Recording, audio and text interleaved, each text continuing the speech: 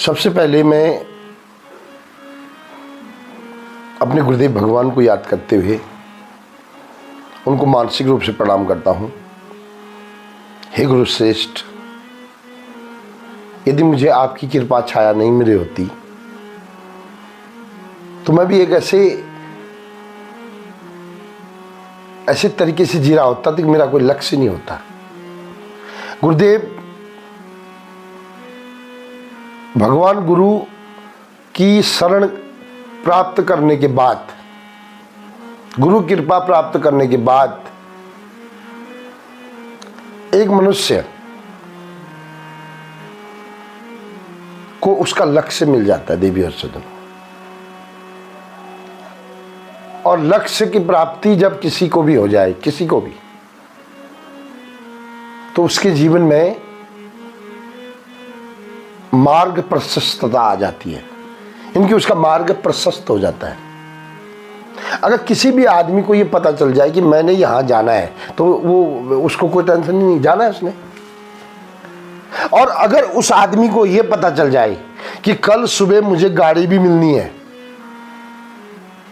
और गाड़ी मुझे सीधे वहीं ले जाएगी जहां मैंने जाना है, तो उस आदमी की यात्रा कितनी अच्छी हो जाएगी। आप चिंतन करो जरा। देवी और सज्जनों, मनुष्य जीवन में हम लोग जो सुन रहे हो, आप जरा विचार करो, क्या आप लोगों के पास कोई लक्ष्य है? क्या करना है? कब मरना है? कब मरने के बाद क्या गति होगी? क्या इस शरीर को छोड़ने के बाद मैं दोबारा कहां जाऊंगा? कौन हूं मैं? क्या ये कभी चिंतन किया? ये चिंतन करना जरूरी है देवी और सज्जनों। अगर ये चिंतन हमारे जीवन में आ जाए तो हमारा जीवन सार्थक हो जाता है।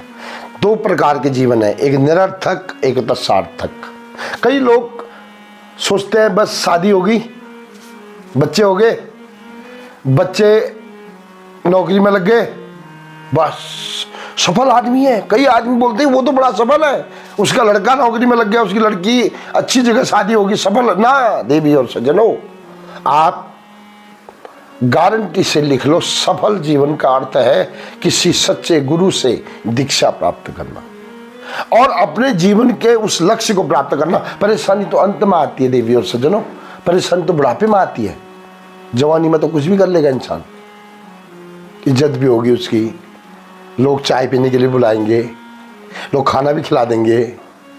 लेकिन जब आपकी जरा अवस्था हो जाएगी, व्याधि हो जाएगी, जब आपके शरीर में रोग, जरा व्याधि से आपके आंखें, आपके पांव, सब कुछ काम करना बन जाएगा, उस समय आपका जीवन कैसा होगा ये कभी सोचा आपने?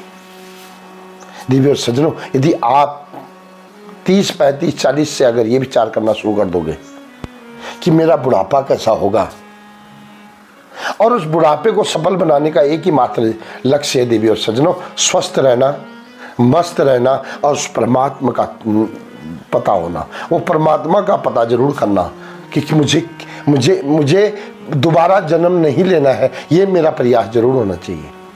और ये काम सिर्फ एक सद्गुरु ही कर सकते हैं। बोलते गुण मिलते हैं तो गुरु बनाओ, चित्त मिलता है तो चेला भी बना दो, अगर दिल मिलता है तो दोस्त बना दो।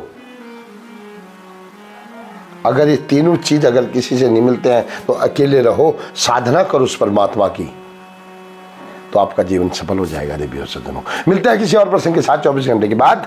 बना रहे आपका साथ, आपका बना रहेगा साथ, तो करूंगा कोई नई बात। राधे राधे, जय श्री कृष्ण।